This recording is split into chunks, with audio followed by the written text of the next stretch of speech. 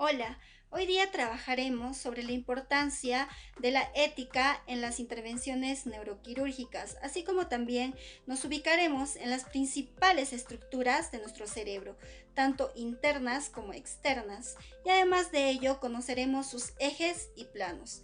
Vamos a verlo.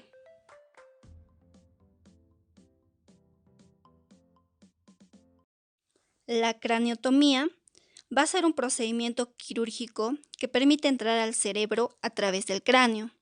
Se afeita el cuero cabelludo para practicar una incisión y luego se hace una perforación a través del cráneo. Se quita un pedazo del cráneo mientras el cerebro es operado y se vuelve a colocar antes de suturar el cuero cabelludo. Las craniotomías a menudo son una operación de emergencia que es realizada en los pacientes que sufren de lesiones cerebrales o de traumatismo encefalocraniano. También puede permitir a los médicos implantar estimulaciones para el tratamiento de Parkinson y epilepsia.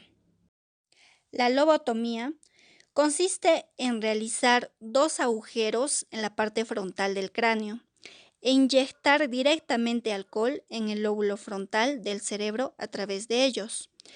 El motivo por el que se realiza este procedimiento fue porque se creía que ciertos desórdenes mentales podían ser curados haciendo que se rompan algunas partes del cerebro, en las que el lóbulo frontal se comunica con otras del encéfalo, es decir, dañando materia blanca del cerebro.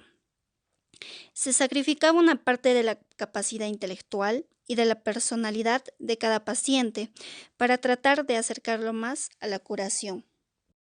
La hemisferectomía. Esta es una intervención quirúrgica que consiste en la extirpación o inhabilitación de un hemisferio cerebral, que sirve fundamentalmente para tratar los casos más extremos de epilepsia, en las que el origen está en una disfunción cerebral en una región muy concreta. Y por regla general, se dice que 2/3 de los pacientes con epilepsia presentan una mejoría en menor o mayor medida. Además, se emplea en las epilepsias farmacoresistentes de pacientes con lesiones hemisféricas extensas y déficit neurológicos focales secundarios.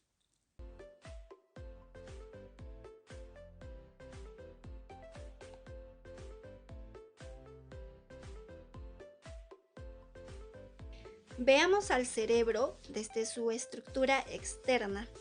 Primero, debemos saber que el cerebro es como una computadora que controla las funciones del organismo y el sistema nervioso. Es decir, es como una red que envía mensajes a todas las partes de nuestro cuerpo. El cerebro se va a dividir en dos hemisferios muy importantes, que es el hemisferio izquierdo y el hemisferio derecho. Estos hemisferios van a estar divididos a través de la cisura interhemisférica. El hemisferio derecho cumple determinadas funciones, como son controlar el lado derecho de nuestro cuerpo. También va a ser lógico, va a ser científico, verbal, así como también va a manejar la información matemática, va a controlar el tiempo, va a tomar las decisiones, va a asumir controles y también va a abstraer información. Además, va a ser responsable de la memoria a largo plazo, la memoria verbal, la atención focalizada y los aspectos relacionados con el lenguaje. Ahora, el hemisferio derecho va a controlar lo que es el lado izquierdo del cerebro, ¿no? También va a ser no verbal, va a ser intuitivo, va a ser muy creativo. Además, el hemisferio derecho va a ser responsable de procesar los elementos emocionales, así como también las imágenes, el sabor y las habilidades espaciales tanto visuales, artísticas como musicales.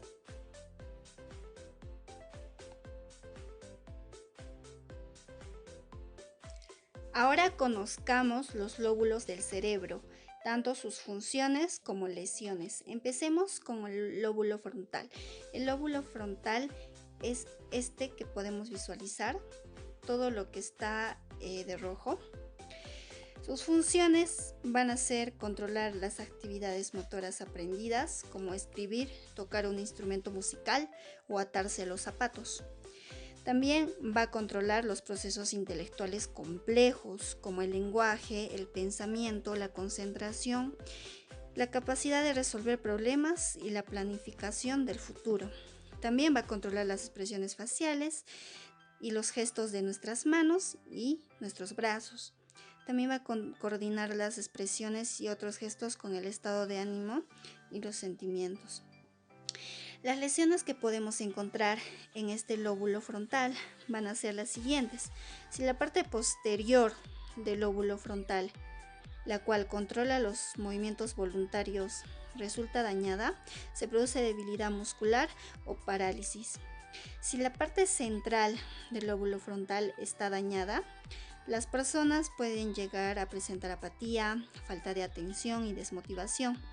El pensamiento se va a ralentizar y las respuestas a las preguntas son muy lentas. Por otro lado, si se daña la parte posterior media del lóbulo frontal izquierdo, llamado área de Broca, las personas pueden tener dificultades para expresarse con palabras porque se trata de una alteración llamada afasia de Broca o afasia expresiva.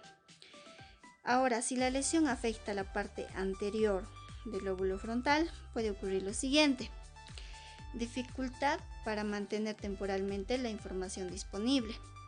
Va a haber reducción en la fluidez del habla, va a haber apatía, falta de atención, como les mencioné también, respuestas tardías a las preguntas y una falta de inhibición. Ahora pasemos a lo que es el lóbulo parietal, que es este que se encuentra acá, y es todo lo que está sombreado de azul. El lóbulo parietal tiene las siguientes funciones. El lóbulo parietal va a interpretar la información sensorial del resto del cuerpo, también va a combinar las impresiones de forma, textura y peso en las percepciones generales. Va a influir en las habilidades matemáticas y la comprensión del lenguaje. También va a almacenar los recuerdos espaciales que nos permiten orientarnos en el espacio y mantener el sentido de la orientación, de saber más o menos cómo a dónde vamos, ¿no? O saber dónde estamos. Las lesiones que podemos encontrar en este lóbulo van a ser las siguientes. La lesión en la parte delantera de uno de los lóbulos parietales, de uno de los dos, causa insensibilidad y altera las sensaciones en el lado opuesto del cuerpo. Las personas afectadas tienen dificultad para identificar la localización y el tipo de sensación, ya sea dolor, calor, frío o vibración. Por otro lado, si se daña la parte media, la persona no distingue el lado derecho del izquierdo, lo que se llama desorientación derecha-izquierda, ¿no? Y tiene problemas con el cálculo y la escritura. Ahora, si el lóbulo parietal no dominante, normalmente el derecho, está dañado, se pierde la capacidad de hacer tareas sencillas, como por ejemplo peinarse o vestirse, y este es un trastorno denominado apraxia. También puede haber problemas para entender cómo los objetos se relacionan entre sí y en el espacio. Ahora pasemos a lo que es el lóbulo temporal, que es este que vemos acá abajo, que es el de color amarillo, y más o menos se encuentran los lados laterales y por debajo de los demás lóbulos. Empecemos. El lóbulo temporal va a tener las siguientes funciones. Va a generar la memoria y las emociones. Va a procesar los acontecimientos inmediatos en la memoria reciente y a largo plazo. También va a almacenar y recuperar los recuerdos remotos. Va a interpretar sonidos e imágenes, lo que nos permite reconocer a otras personas y objetos e integrar la audición y el habla. Las lesiones que podemos encontrar en este lóbulo temporal van a ser las siguientes. En la mayoría de las personas, parte del lóbulo temporal izquierdo, o sea, este que se visualiza acá, controla la comprensión del lenguaje. Si esta parte está dañada, La memoria verbal suele estar considerablemente alterada, así como la habilidad para entender el lenguaje, lo que se llama afasia de Wernicke receptiva. Si ciertas áreas del lóbulo temporal derecho que vemos acá están dañadas, se ve afectada ya también lo que es la memoria para los sonidos y la música. En consecuencia, las personas pueden tener problemas, por ejemplo, para cantar. Ahora pasemos a ver lo que es el lóbulo occipital, que está ubicado acá atrás y es lo que está de color verde. El lóbulo occipital va a tener las siguientes funciones. Va a procesar e interpretar la visión. También va a permitir la información de recuerdos visuales. Va a integrar las percepciones visuales con la información espacial proporcionada por los lóbulos parietales adyacentes. Las lesiones que podemos encontrar en este lóbulo occipital van a ser las siguientes. Si se lesionan ambos lados del lóbulo occipital, o sea, estos dos, la persona afectada no puede reconocer objetos con la vista, aunque sus ojos funcionen con normalidad. Este trastorno se llama ceguera cortical. Algunas personas con ceguera cortical no se dan cuenta de que no pueden ver. En lugar de reconocerlo, con frecuencia elaboran descripciones de lo que ven, lo que se denomina confabulación. Este trastorno se va a denominar síndrome de Anton. Por otro lado, un trastorno convulsivo que afecte el lóbulo occipital puede provocar alucinaciones en la visión. Por ejemplo, pueden verse líneas de color cuando se mira en una dirección determinada, ¿no?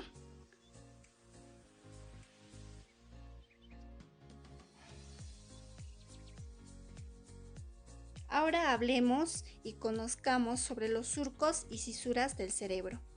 Las cisuras van a ser también llamadas circunvoluciones, que se encuentran por toda la corteza cerebral, como podemos observar, y son estas las que estoy señalando con el color negro, ¿no? Las cisuras que recubren la superficie de la corteza del cerebro le dan esa peculiar característica rugosa, como podemos observar. Esas arrugas son imprescindibles para que este órgano funcione correctamente. Una ausencia de las mismas puede provocar graves trastornos como la lisencefalia o cerebro liso, que puede producir problemas motores, convulsiones y otras alteraciones. Las cisuras del cerebro pueden dividirse en circunvoluciones y surcos que se encuentran en toda la superficie de la corteza, demarcando los distintos lóbulos, ¿no? Como podemos observar, y hemisferios cerebrales, y permitiendo que su extensión sea mucho mayor.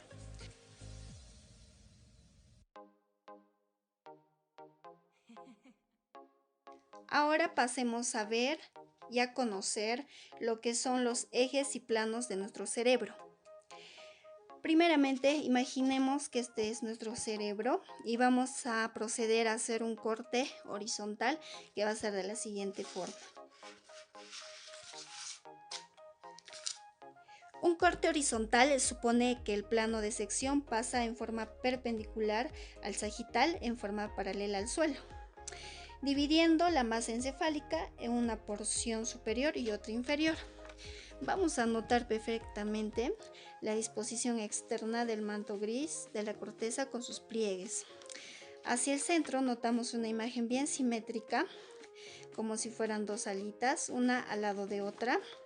Ese va a ser el espacio de los ventrículos laterales en su prolongación frontal.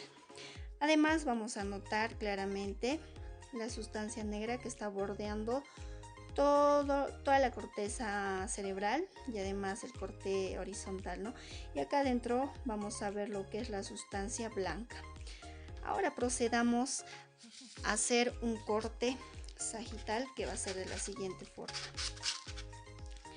Imaginemos nuevamente que este es nuestro cerebro y vamos a hacer un corte sagital que es de la siguiente manera.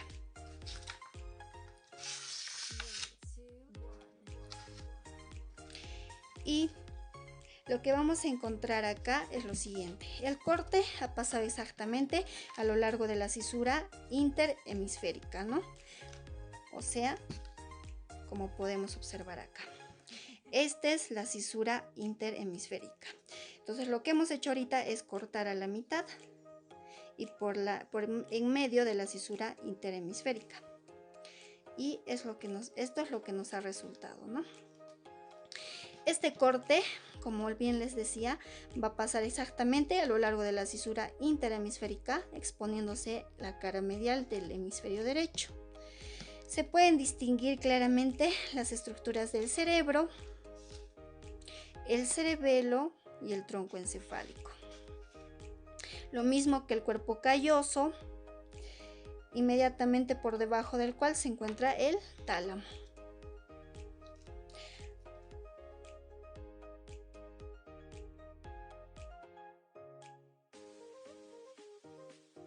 Ahora pasemos a observar la estructura interna del cerebro.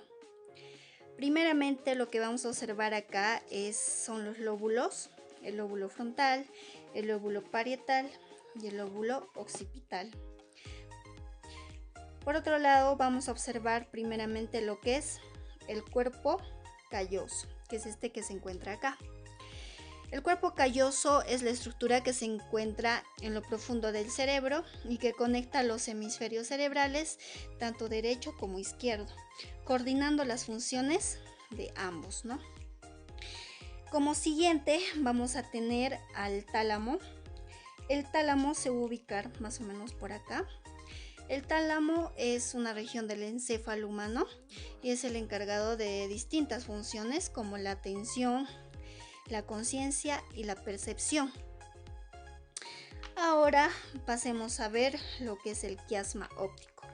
El quiasma óptico va a ser lo que está más o menos situado por aquí. Es una parte del cerebro que resulta de una gran importancia a la hora de poder procesar la información visual proveniente de la retina, siendo el punto en que los nervios ópticos de ambos ojos se encuentran, ¿no? Este es el quiasma óptico. Ahora pasemos a lo que es el hipotálamo. El hipotálamo más o menos se va a encontrar por acá, en esta formita más o menos. El hipotálamo es responsable de mantener ciertas funciones como la regulación de la temperatura corporal, la frecuencia cardíaca, la sed, el hambre, los ciclos de sueño y la presión arterial, es decir, la homeostasis. La liberación de ciertas hormonas que desencadenan la producción de otras hormonas en todo el cuerpo también. Y por último vamos a ver lo que es la glándula pituitaria, que está más o menos por acá. La glándula pituitaria es una glándula del tamaño de un guisante más o menos, que se encuentra en la base del cerebro. Esta glándula es llamada también glándula de control maestro, ya que produce hormonas que afectan el crecimiento y las funciones de las otras glándulas de nuestro cuerpo. Así también podemos observar lo que es el tronco encefálico y también acá lo que es el cerebelo. El cerebelo también es llamado el árbol de la vida por su forma arbórea que tiene, ¿no? Como vemos, una forma enraizada. El cerebelo también vamos a mencionar que es muy importante para el ser humano porque nos ayuda a tener movimientos voluntarios, así como también movimientos coordinados y tener un buen equilibrio.